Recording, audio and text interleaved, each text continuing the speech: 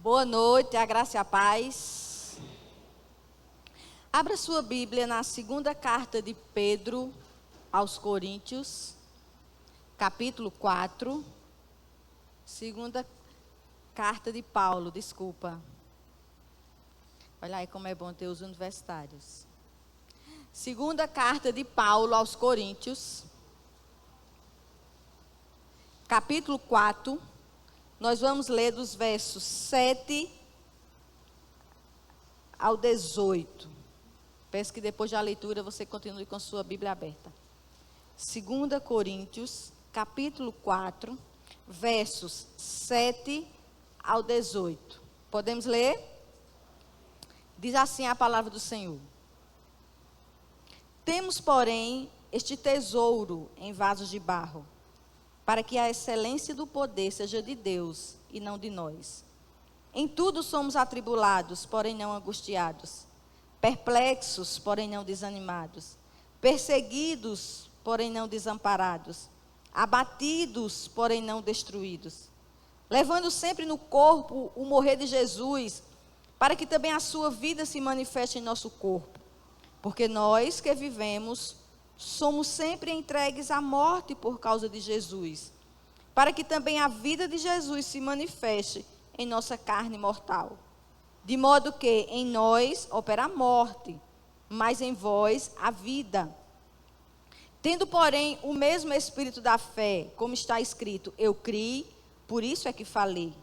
Também nós cremos, por isso também falamos. Sabendo que aquele que ressuscitou o Senhor Jesus também vos ressuscitará com Jesus e nos apresentará convosco. Porque todas as coisas existem por amor de vós, para que a graça, multiplicando-se, torne abundante as ações de graças por meio de muitos, para a glória de Deus. Por isso, não desanimamos, pelo contrário, mesmo que o nosso homem exterior se corrompa, contudo, o nosso homem interior se renova de dia em dia, porque a nossa leve e momentânea tribulação produz para nós eterno peso de glória, acima de toda comparação. Não atentando nós nas coisas que se veem, mas nas que se não veem, porque as que se veem são temporais, e as que se não veem são eternas. Senhor Deus e eterno Pai, eis aqui a Tua palavra, Senhor, lida e nos ajuda a expor a Tua palavra. E, Senhor, que na medida que a Tua palavra for sendo exposta, o Teu Espírito Santo encontre mentes cativas que compreendam a Tua palavra, mas que também encontrem corações com solo fértil, Senhor, para dar fruto. Fala conosco esta noite. É isso que eu te peço em nome de Jesus. Amém. Irmãos, o tema que eu dei para esses versículos que nós lemos é o seguinte: nossas fraquezas e sofrimentos exaltam a Cristo. O meu desejo hoje é que o Espírito Santo nos ensine a sairmos daqui com duas coisas. Entendendo que nossas fraquezas não nos diminuem. Nossas fraquezas não nos tornam menos espirituais. Nossas fraquezas exaltam a Cristo. Assim também como os nossos sofrimentos não nos acusam. Nossos sofrimentos, muitas vezes, não é um termômetro de Deus dizendo que nós estamos em pecado. Que o Espírito Santo de Deus nos ajude a vermos sofrimento numa perspectiva de que Deus, Ele é exaltado em tudo. Amém? Nós estamos diante de uma das cartas mais pessoais de Paulo. Você não vai ver em carta nenhuma o apóstolo Paulo falando dele, falando de si mesmo. Mas a segunda carta aos Coríntios, ela é uma carta muito pessoal. Nós vamos ver que quase toda carta, Paulo vai defender o seu apostolado. Por quê? existiu aqui duas questões para Paulo defender o seu apostolado. Primeiro, irmãos, os comentaristas vão dizer que provavelmente aquela primeira carta de Paulo, em que ele acusa aquele irmão incestuoso, aquele irmão que estava tendo um caso com sua madrasta, e Paulo manda que a igreja desça com disciplina sobre ele. Provavelmente esse irmão, ao ler a carta, levantou um ataque pessoal a Paulo e questionou as suas credenciais. Ou seja, disse: afinal de contas, esse homem não é apóstolo, porque esse homem ele não andou com Cristo. Olha, a gente precisa averiguar mesmo se esse homem ele é apóstolo. Então ele aqui, ele é atacado provavelmente por esse irmão. Mas existe também outra questão com que fez com que Paulo, nessa segunda carta aos Coríntios, defendesse o seu apostolado. A questão aqui era que os falsos mestres, e tinha falsos mestres na igreja de Coríntios. Falsos mestres não é algo novo, não é algo que nós vemos que dos últimos tempos. A igreja sempre enfrentou pessoas em que denegriram e diluíram o evangelho. E esses falsos mestres estavam perseguindo Paulo. E pior, é que uma minoria da igreja estava apoiando os falsos mestres. Para que a gente entenda esses textos que nós lemos, vamos entender um pouco qual era o perfil dos falsos mestres. Primeiro, esses falsos mestres, eles ostentavam suas cartas de recomendação. Para que vocês entendam, eram mestres que gostavam de falar de si mesmos. Até parece que a gente não conhece isso. Mestres que ostentavam o seu currículo. Trazendo para o dia de hoje, talvez dissesse: olha, eu tenho um mestrado em divindade. Eu tenho um doutorado em teologia sistemática. Eram pessoas que ostentavam as suas recomendações. Eram homens que eram bons oradores. Pessoas que falavam bens. Eram pessoas arrogantes e gostavam de contar suas experiências espirituais. E esses falsos mestres, ao olhar para os sofrimentos de Paulo, qual eram os sofrimentos de Paulo? Paulo já tinha sido apedrejado, Paulo tinha sido açoitado, Paulo tinha sido expulso das cidades, Paulo era traído. Irmãos, ao olhar para esses sofrimentos, sabe o que era que os falsos mestres estavam dizendo? Esse homem não pode ser de Deus. Como é de Deus enfrentando tanto sofrimento? Rapaz, tem alguma coisa errada aí com esse homem. Deus não iria permitir tanto sofrimento. Se esse Paulo está sofrendo, aí tem coisa. E esses versos que nós lemos, Paulo vai explicar a razão dos seus sofrimentos. Paulo vai explicar por que não desanimava diante de tanto sofrimento. Irmãos, nós não precisamos entender o sofrimento. Nós só precisamos direcionar o sofrimento para o propósito certo. Paulo aqui não estava rebatendo o legalismo que era danoso também à igreja. Paulo aqui não estava rebatendo a falsa circuncisão que também era danosa à igreja. O problema de Paulo aqui era o triunfalismo dos falsos mestres. Que não se enganem, é danoso da mesma forma.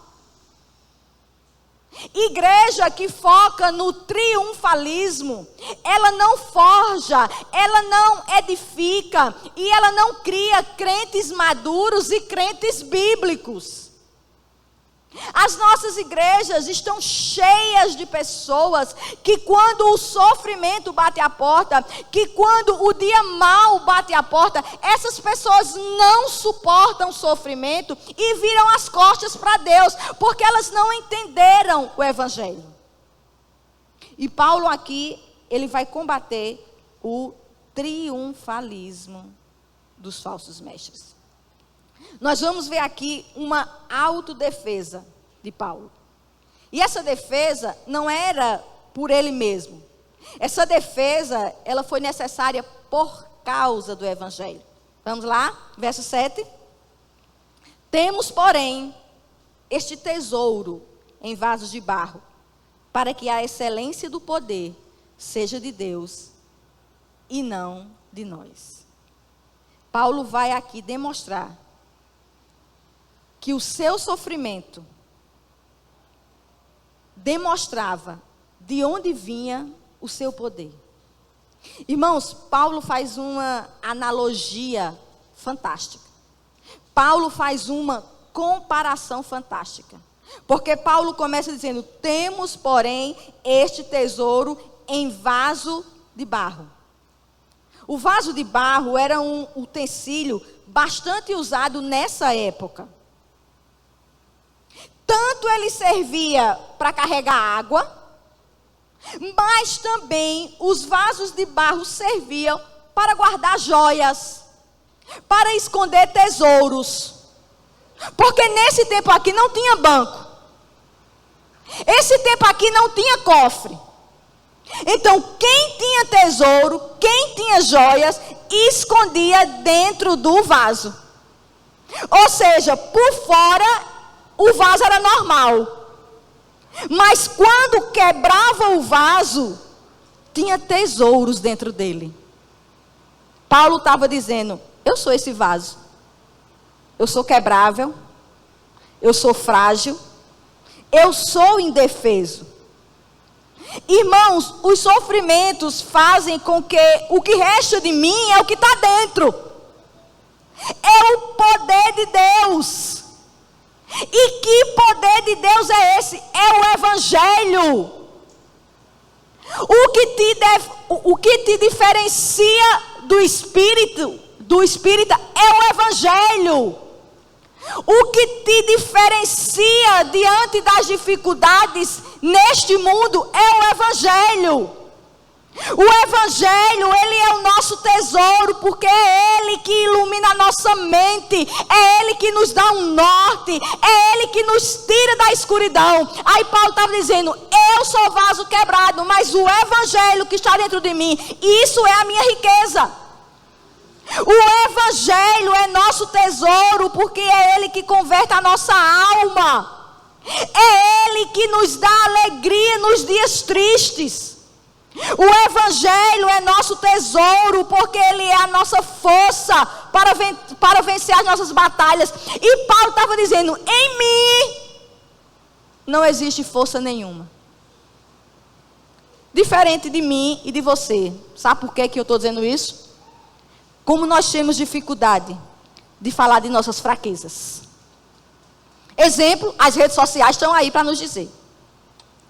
Passou num concurso uma foto e a nota ainda, primeiro lugar, 10, aí a gente posta, porque dá a entender às pessoas que nós somos fortes, que nós somos inteligentes. Como nós temos dificuldade de mostrar a nossa fragilidade. Filho conquista alguma coisa, posta na internet, para as pessoas saberem que nossos filhos são inteligentes, são bons, afinal de contas eu me esforcei. E agora a moda é exercício. Quem não postar malhando, quem não postar correndo e colocar vencendo os meus limites, não é forte. Ninguém posta quando está chorando em casa com ansiedade. Ninguém posta quando a gente está com angústia. Pelo contrário, nos nossos dias maus, a gente quer que ninguém saiba. Esconde doença, esconde problema financeiro, problema no casamento. Deus me livre de alguém saber. Problema com o filho, pior ainda. Eu conheço líderes que mandam os filhos para fora do país para ninguém descobrir que ele não é crente. Isso sou eu e você, enquanto Paulo, para se defender, diz: irmãos, em mim não há força nenhuma. Aí deixa eu te fazer uma pergunta. Paulo tinha assunto para falar dele mesmo? E muito, era o cara. Paulo era o cara de Roberto Carlos. Irmãos, vamos ser sinceros. Como é que você se defende dos seus inimigos? É dizendo que você é fraco? Pelo contrário, a gente até mente e aumenta para sair bem. Paulo tinha assunto para falar dele mesmo? Irmãos, tinha. Esse homem foi para o céu. Eu vou ser sincera, talvez eu na carnalidade, quando esses falsos mestres dissessem que eu estava sofrendo por alguma coisa, eu dizia: é o seguinte, alguém aqui foi para o céu? Eu fui. Alguém aqui pode me dizer se foi para o céu? Eu ouvi coisas inefáveis. Eu sou crente mais do que vocês. Como ele tinha motivo para falar dele mesmo, porque ele foi arrebatado ao terceiro céu. Paulo nunca fez disso a sua mensagem. Paulo nunca fez cruzadas para dar testemunho. E, irmãos, é interessante que quando a gente passa por alguns problemas e Deus, pela misericórdia dele, nos livra, as pessoas vivem atrás da gente para a gente dar testemunho. Estou fora, irmão, eu não dou testemunho de nada. Se é para falar, é de Jesus. Posso até pincelar uma coisa ali, mas testemunho não toma lugar de palavra. Paulo nunca fez da sua experiência o seu slogan. Pelo contrário, só vem falar dessa experiência 14 anos depois. Guardou para si 14 anos que tinha sido arrebatado. Irmãos, pensa aí, hoje por muito menos se cria um ministério. Paulo não criou o ministério Paulo, o homem que foi ao céu. Não.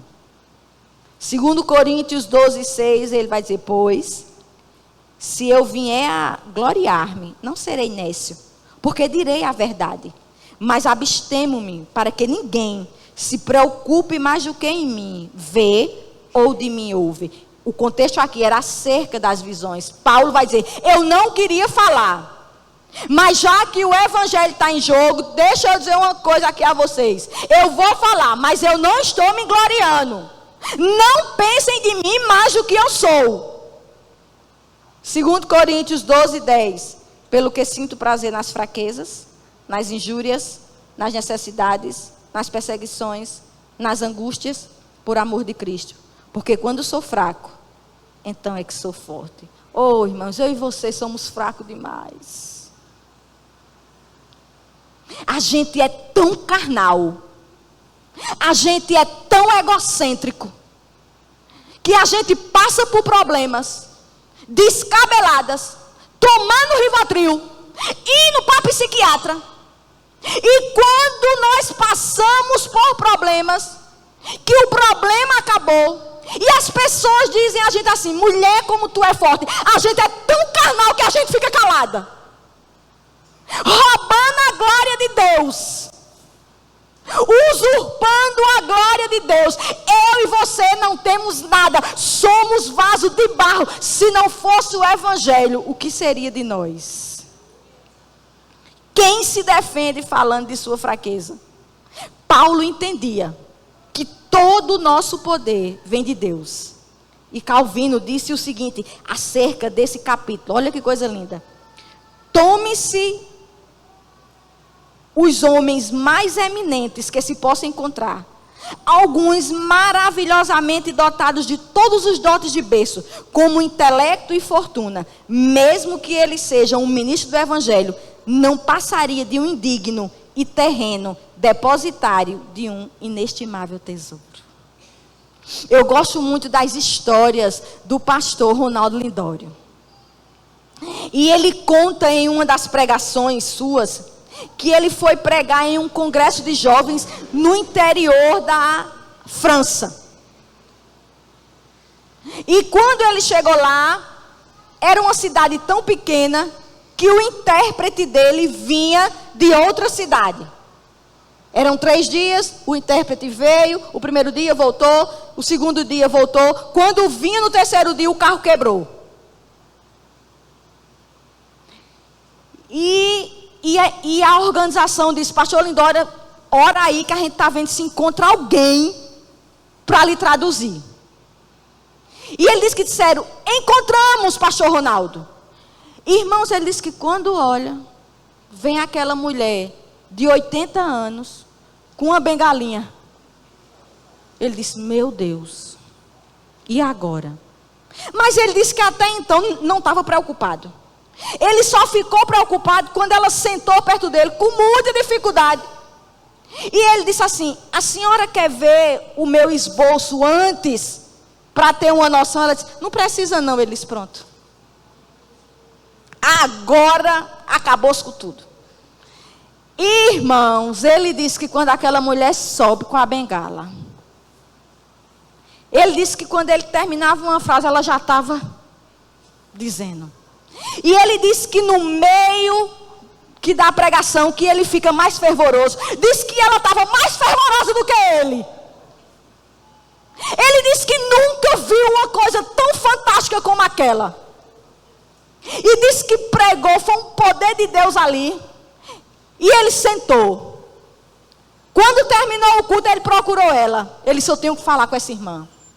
Aí perguntou ao rapaz: cadê aquela irmã? Eu preciso parabenizar ela. Pastor, ela teve que ir para casa, que ela dorme cedo. Aí ele disse: meu irmão, eu estou impactado com o que eu vi hoje. Que mulher usada por Deus. Aí disse que o jovem olhou para ele e disse: pastor, Billy Graham, quando vinha para aqui, era ela que traduzia. O vaso é de barro, mas o poder que está em nós, esse sim, é superior a todas as coisas. Nós somos frágeis. E Paulo estava dizendo: em mim não há poder nenhum. Verso 8 e 9. Em tudo somos atribulados, porém não angustiados. Perplexos, porém não desanimados. Perseguidos, porém não desamparados. Abatidos, porém não destruídos. Paulo vai reverter todo o sofrimento em vantagem própria. E ele aqui faz um contraste. De um lado sua fraqueza, do outro o poder de Deus. E ele vai dizer: em tudo. Irmãos, nossa vida é seguida de problemas. Nossa vida é seguida de dores e desafio. E não seria diferente na nossa caminhada cristã. A nossa vida, ela é recheada de dores. Não é porque você é crente que tudo vai ficar bom. Até porque você não é daquela denominação. Lembra? Que você estava debaixo da ponte e hoje você mora numa mansão porque você é... Não. Que tem casamento blindado, filho blindado, tudo blindado. Eu conheço líderes de Campina Grande que teve o carro roubado no estacionamento do carro e escondeu da igreja. Por quê? Porque prega triunfalismo. Porque prega que crente não acontece nada. Porque crente é só vitória, vitória, vitória, vitória, vitória. É tanta vitória nesse mundo que quando você está perto, você diz: eu sou uma desgraçada.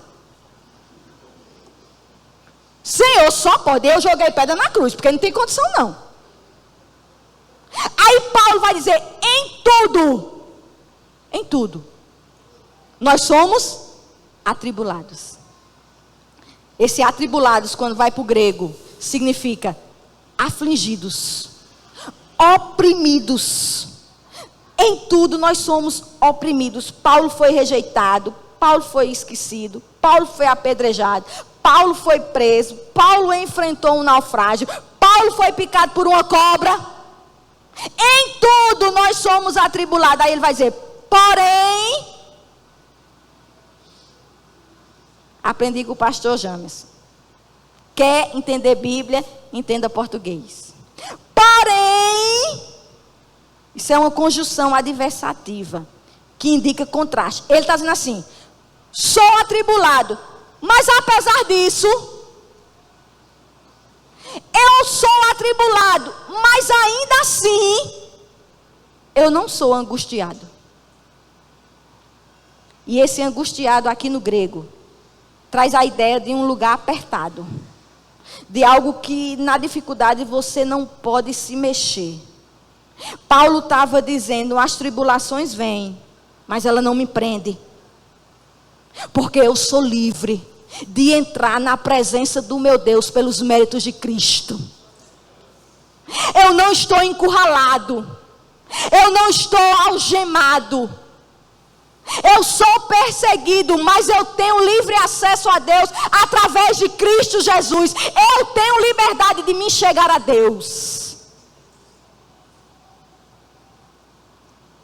Perplexo, porém não desanimados. Esse perplexo aqui significa estar em dúvida quanto ao nosso futuro. Não sabemos o que vai nos acontecer. Oh, irmãos, que coisa terrível. É as circunstâncias te fazerem viver o hoje. Como é que vai ser amanhã? Não sei. É de jogar pedra na lua. Porque a gente quer ter o controle de tudo e eu e você não tem. A gente quer fazer um cronograma de janeiro a dezembro. Aí a gente vai lá e checklist.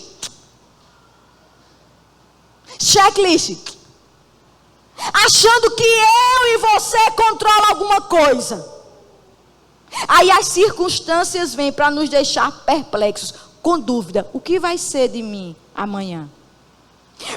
Porém, ainda assim, ele vai dizer, não desanimados. Esse desanimados é, eu estou pensando no futuro, mas eu não estou desesperado. Paulo está dizendo, eu posso colocar a minha confiança e esperança em Cristo. Confiando que Cristo pode nos sustentar e nos guardar. Quantas vezes que eu converso com Euder e eu digo, Euder, eu estou assim, assim, assim. Eu sei que aquilo é verdade, mas eu tenho vontade de torcer o pescoço dele. Quando ele olha para mim e diz assim, é descansar. Porque não é ele. É isso. É descansar, irmãos. Você pode descansar por você mesmo? Se o Senhor não te deitar em pastos verdejantes, jamais você pode descansar. E ele continua dizendo, perseguidos, porém não desamparados. Perseguido aqui, irmãos, é a ideia de um caçador atrás de um animal. Que coisa terrível. É essa ideia. Mas ele vai dizer, ainda assim, não desamparado. O mundo pode estar contra mim, mas Deus não me desampara. Deus nunca nos desamparará. Todos podem se levantar contra nós. Todos podem nos abandonar. Porém o Senhor nunca nos desamparará. Em 2 Timóteo 4, 16, 18, Paulo vai dizer, na minha primeira defesa, ninguém foi a meu favor. Antes, todos me abandonaram, mas o Senhor me assistiu e me revestiu de forças. Eu sei que quando vêm as perseguições, e Satanás usa pessoas para nos perseguir. Não pense que a gente está vivendo dias diferentes de Paulo. Mas quando vierem com você, com todos os cães do mundo, você diga ao seu coração, o Senhor não me desamparará. Aí ele vai terminar dizendo, abatidos, porém não destruídos. Esse abatidos, quando vai para o grego, é uma pessoa que é derrubada violentamente. Oh, irmãos, como tem coisas que nos trazem medo, que nos trazem desânimo. Tem coisas que vêm para nos derrubar, ou não? Tem situações, tem palavras, tem coisas nas nossas vidas que parece assim, eu vou para derrubar. Vai não. Porque você pode ser abatido, ainda assim, jamais destruído. Porque ainda que chegue a hora da nossa partida, nós não seremos destruídos.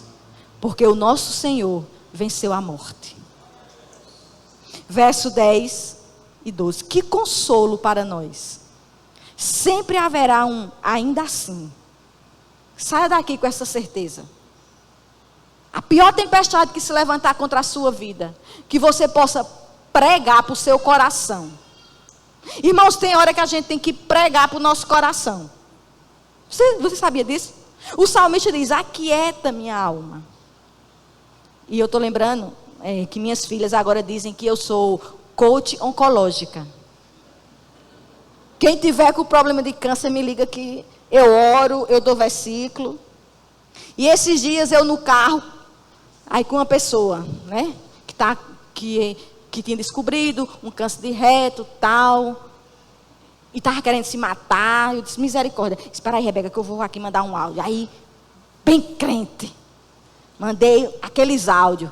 Quando eu terminei, aí minha menina disse, mulher, grave esse áudio para tu, mulher. Para quando tu estiver naquelas crises, tu escutar esse áudio. Eu e você precisa pregar para a nossa alma. Atribulado, mas não angustiado. Perplexo, mas não desanimado. Perseguido, não desamparado. Abatido, mas não destruído. Porque no vocabulário de Deus sempre terá um ainda que. Verso 10 a 12. Levando sempre no corpo o morrer de Jesus, para que também a sua vida se manifeste em nosso corpo. Porque nós que vivemos, somos sempre entregues à morte por causa de Jesus, para que também a vida de Jesus se manifeste em nossa carne mortal. De modo que em nós opera a morte, mas em vós a vida. Vamos entender.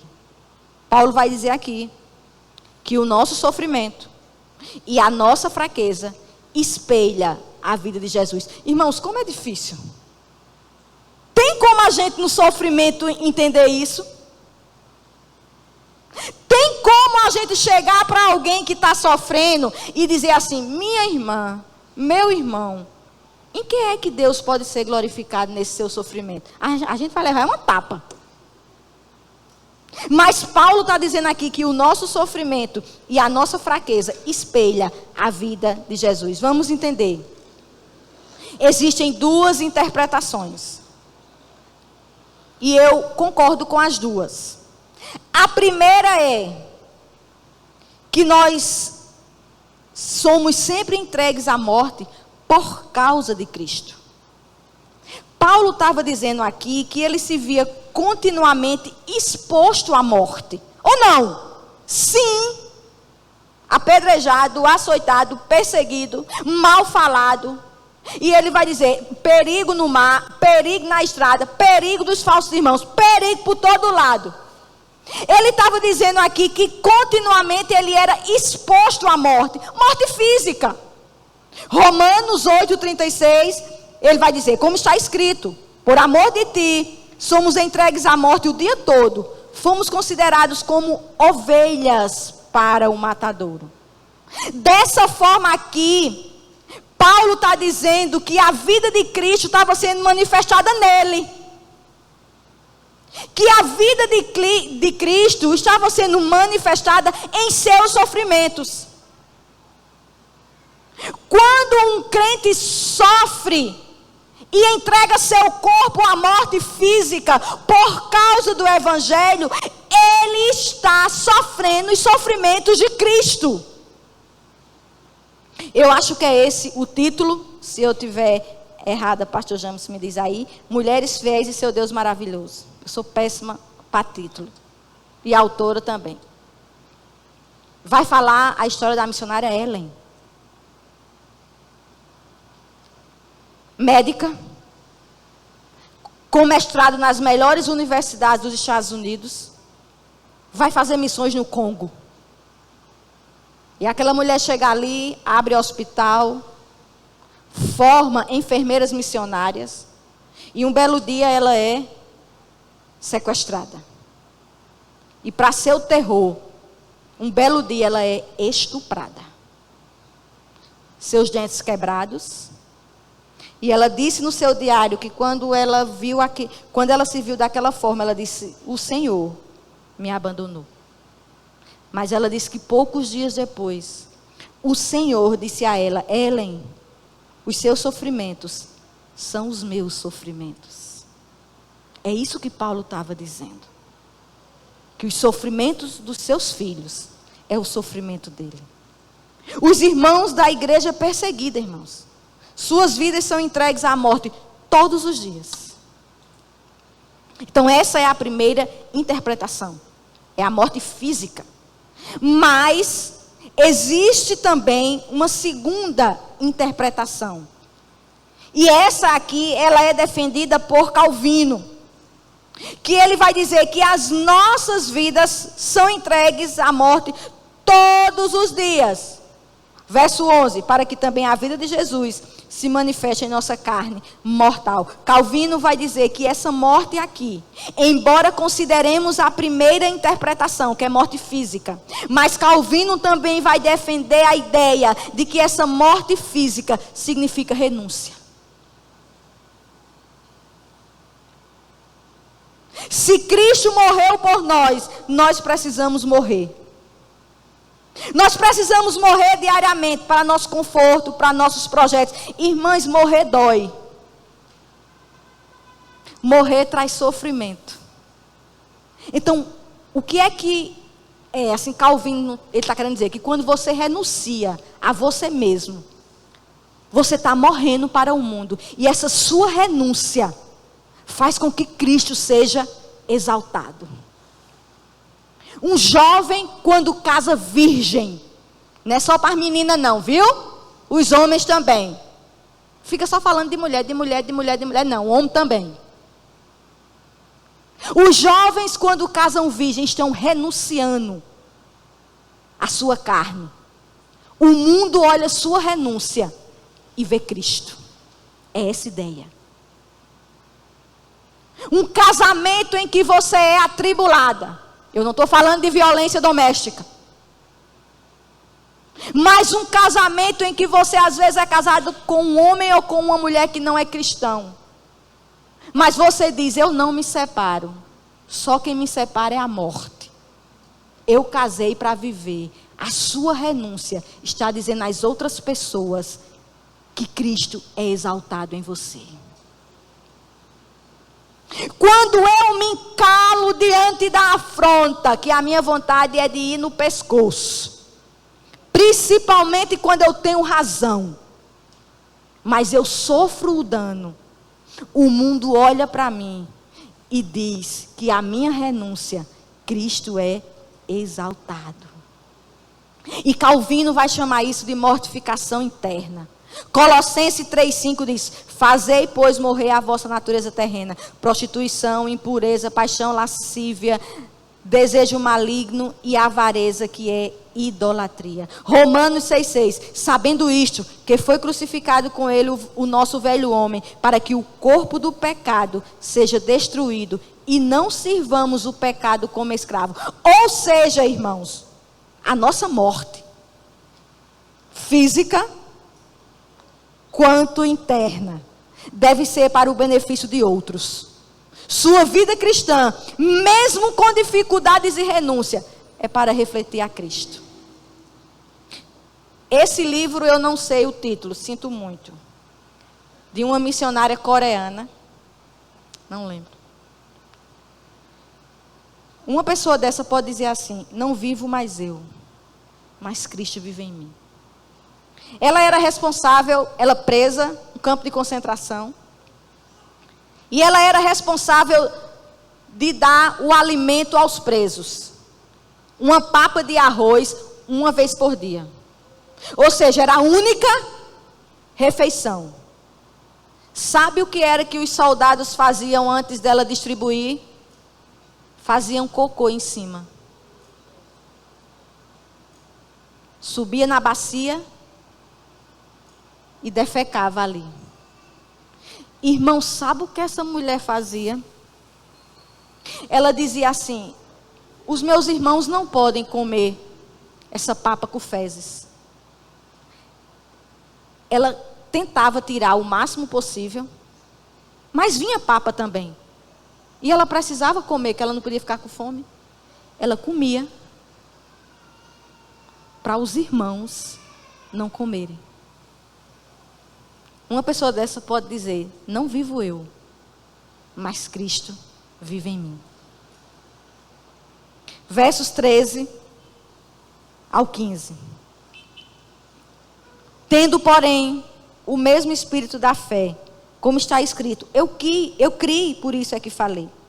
Também nós cremos, por isso também falamos.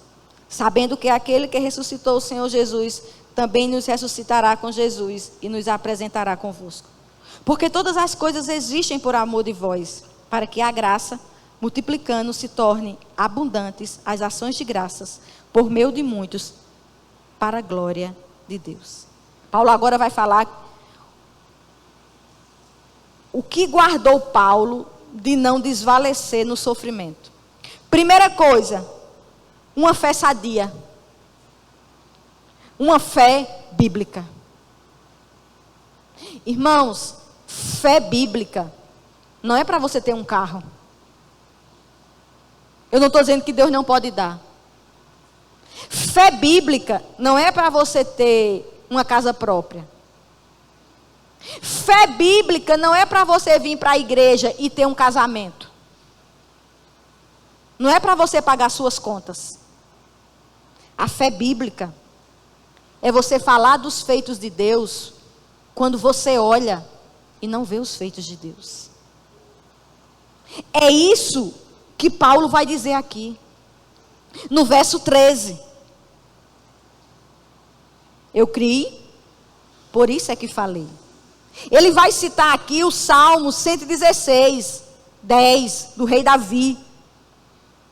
E se você ler esse salmo, o salmista vai dizer que o Senhor nos ouve nas nossas súplicas, que o Senhor é compassivo, que o Senhor é justo, que nós sempre andaremos na sua presença.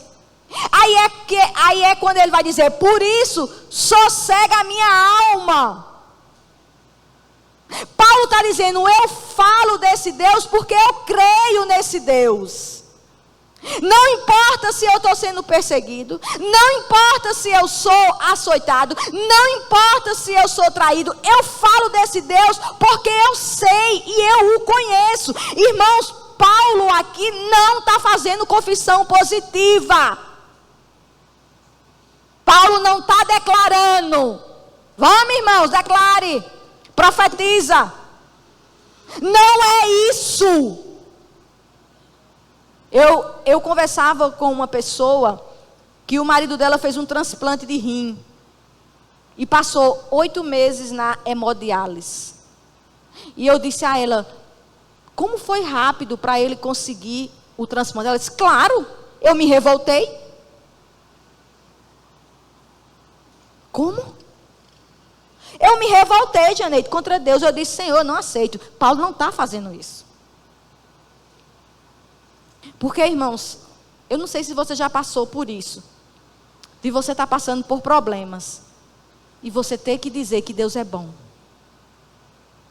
que Deus é misericordioso, que Ele é justo, que Ele é fiel, que Ele é teu Pai, que Ele é bom.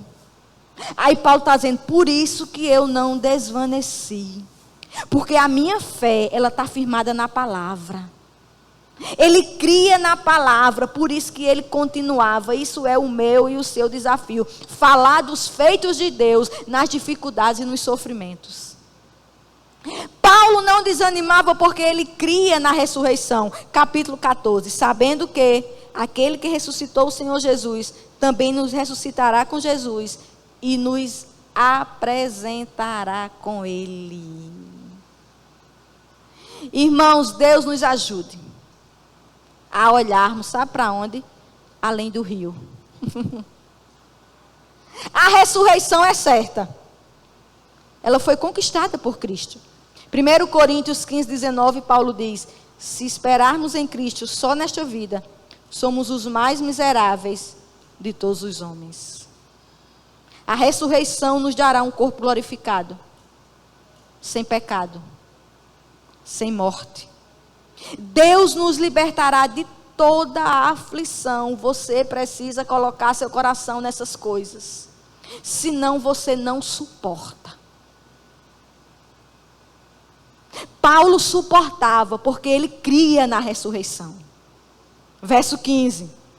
Porque todas as coisas existem por amor de vós, para que a graça, multiplicando-se, torne abundantes as ações de graças por meio de muitos, para a glória de Deus. Paulo vai dizer que o nosso sofrimento, ele está direcionado para a glória de Deus. Tudo na nossa vida, até os sofrimentos, no final, deve glorificar Cristo. Testemunho de sofrimento é para exaltar Cristo e não a nós.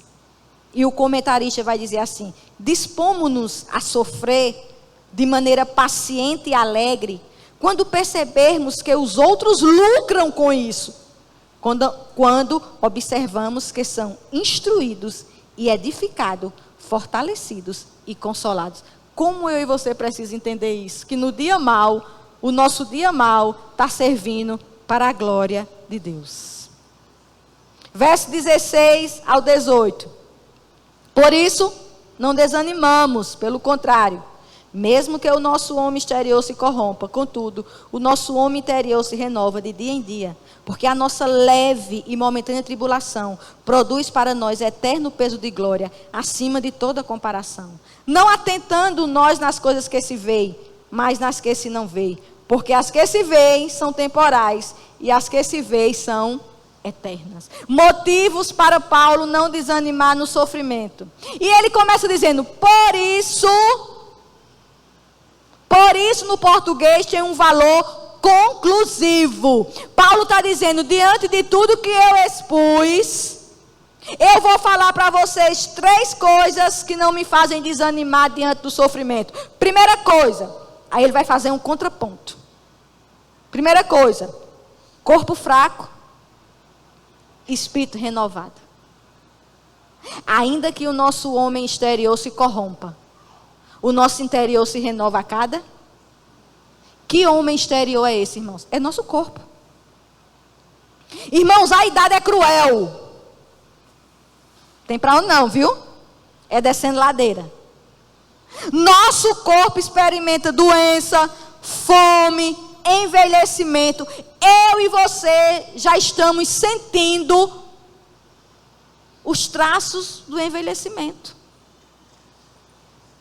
Eu tiro pela consciência cristã. Irmãos, a gente passava 7 dias ligada na tomada. Não dá mais não. As minhas meninas vão estar as 2 com o bebê. E elas disseram: a senhora vai assumir o stand. Eu disse: eu não aguento mais 3 expedientes não, minha amiga. Já se foi o tempo. A pressão sobe. Dá dor nas costas. Dá dor nas pernas. É o homem exterior que se corrompe. A cada dia o homem exterior se deterioriza. Não tem como. Por mais moderno que esteja a estética, um dia não vai dar mais. Alguém falou assim para mim: Janeide, bota botox. Aí eu me animei. Eu até ia botar. Mas eu pensava que botava uma vez e pronto. Aí eu disse: eu paga, meu filho, um botox para mim. Mas eu pensava que era uma vez só. Aí quando eu perguntei à pessoa, de 6 meses, eu disse: quero nada.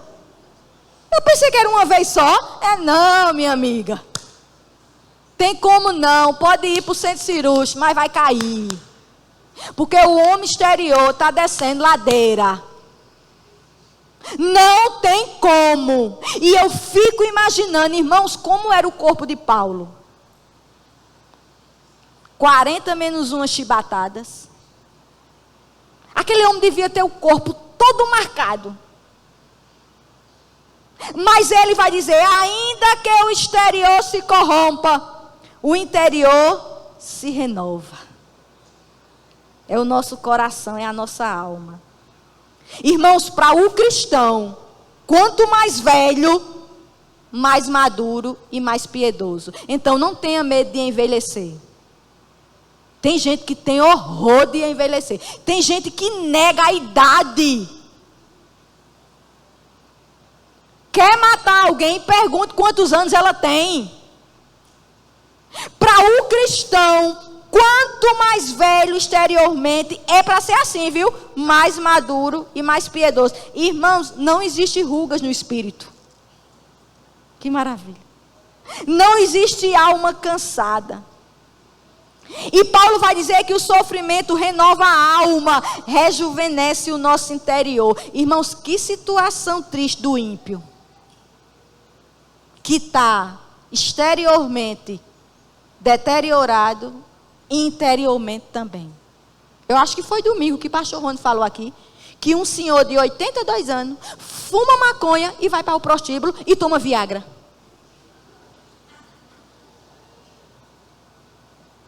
Exterior corrompido e interior também. Eu vou dizer aqui uma coisa para vocês. Às vezes a gente espiritualiza muitas coisas. A gente diz, fulano é um idoso. Mas é ruim, irmão. É ímpio. É soberbo, mente. A gente tem essa ideia. Foi idoso, é bonzinho. Vai nessa. Coração não fica velho, não. É isso que ele está dizendo aqui. Que a gente possa envelhecer com alegria, com contentamento. Eu estou me preparando para não deixar, para não pintar mais o meu cabelo. Não estou ainda nesse nível.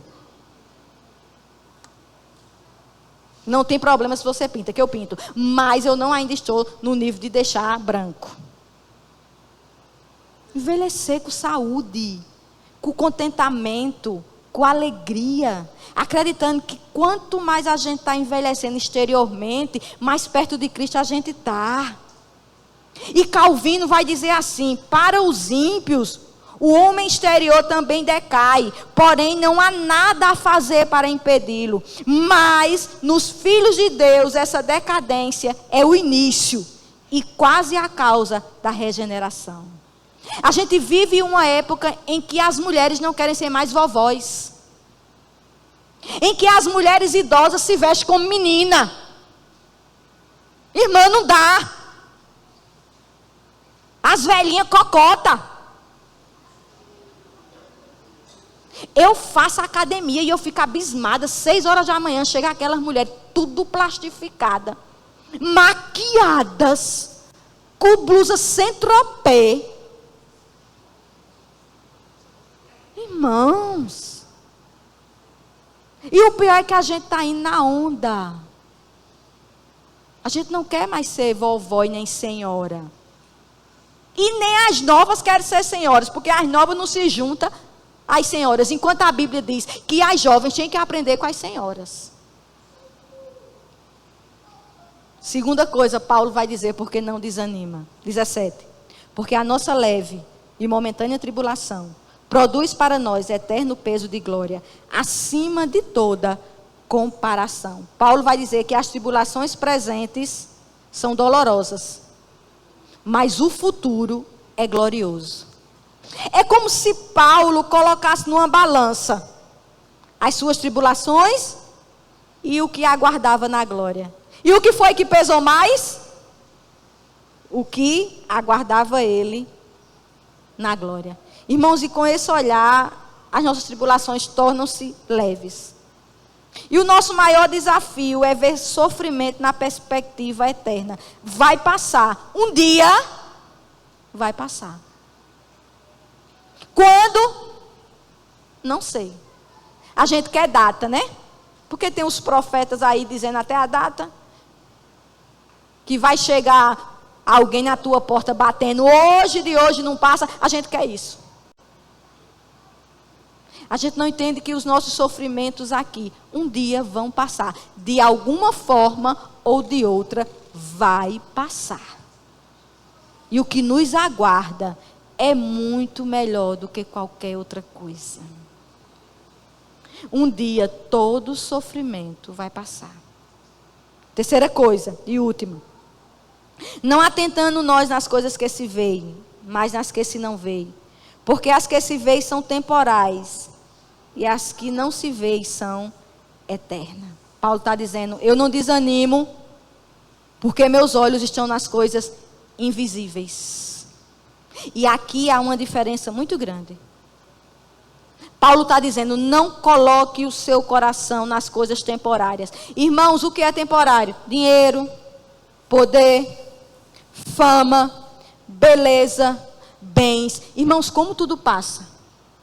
Eu estava vendo esses dias uma reportagem de mansões dos famosos que estão abandonadas. Aí mostrava a mansão de Hebe Camargo. Aí assim, repórter dizia, olha, por essa sala passou governadores de São Paulo, prefeitos de São Paulo, abandonada, caindo nos pedaços. A mansão de Clodovil, em cima de uma pedra, abandonada. A casa rosa de Xuxa, o camarada comprou, abandonado. Paulo está dizendo, não coloque seus olhos nessas coisas visíveis. Onde está o teu coração? Onde estão os teus olhos? Paulo vai dizer, coloque o seu coração e os seus olhos nas coisas invisíveis. O que é que a gente não vê, irmãos? A gente vê o céu. Eu estou dizendo o céu que nos aguarda. Você vê? Não. A gente nunca foi no céu. Embora que pastora Nadir já foi que no inferno, quase todo dia ela vai, né? Aquela da... Vocês conhecem, né? Nunca vi tanto no inferno. Aquela mulher nunca vai no céu. A gente vê o céu, mas a gente precisa acreditar. A gente já vê o nosso corpo glorificado. Tudo isso é invisível para nós. Mas pela fé, nós colocamos nossa esperança nessas coisas. Pela fé, acreditamos que a nossa casa não é aqui. Eu tenho acompanhado uma amiga nossa, querida, do nosso coração, que está passando uma luta muito grande. Os 2 rins dela estão funcionando só 20%. E tudo indica que ela vai para hemodiálise ou transplante. E ela me disse algo essa semana que nós choramos juntas. Ela disse, Janeide, eu estava ontem orando. E o Senhor me disse, fulana, olhe para o alto. Se desapegue desse mundo. Foque os nossos olhos no que é invisível. Nós somos fracos, mas o nosso Deus é forte. Sofrimento é uma forma de Cristo ser exaltado em nós. Porque nós somos confortados por uma esperança eterna. E eu quero terminar aqui com uma história com É algo que não aconteceu, mas as pessoas usam esse conto para tirar algumas verdades. E essa história conta que o país de um certo homem, ele passou por uma grande fome. E esse homem perdeu todos os bens. E diante de tanto sofrimento, ele chegou a perder a sua esposa. E esse homem ficou desolado. E um belo dia que ele consegue se levantar da cama, ele disse, eu preciso procurar emprego. E ele saiu para procurar emprego. Não encontrou. E cansado, ele sentou. E quando ele sentou, ele percebeu que ele estava de frente de uma igreja. E esta igreja estava em obra. E tinha vários operários esculpindo pedras quadradas. Mas ele disse que só um homem estava esculpindo uma pedra triangular. E ele ficou encucado com aquilo, e ele chegou para esse senhor, que estava com essa pedra, e disse: por que todos aqui estão esculpindo uma pedra quadrada, e só você está com essa pedra triangular? E disse que aquele senhor olhou para ele e disse: você está vendo aquela torre lá no alto da igreja? E ele olhou. E ele disse: eu estou esculpindo esta pedra para ela ser colocada lá em cima. Moral da história: Deus muitas vezes trabalha em nós aqui embaixo, porque o nosso lugar é lá em cima. Dói, irmãos, demais. Como dói. Mas o poder de Deus se aperfeiçoa na fraqueza. O Senhor é nosso dono. O Senhor é nosso Pai. No final, tudo ficará bem. No final, tudo irá para o seu devido lugar.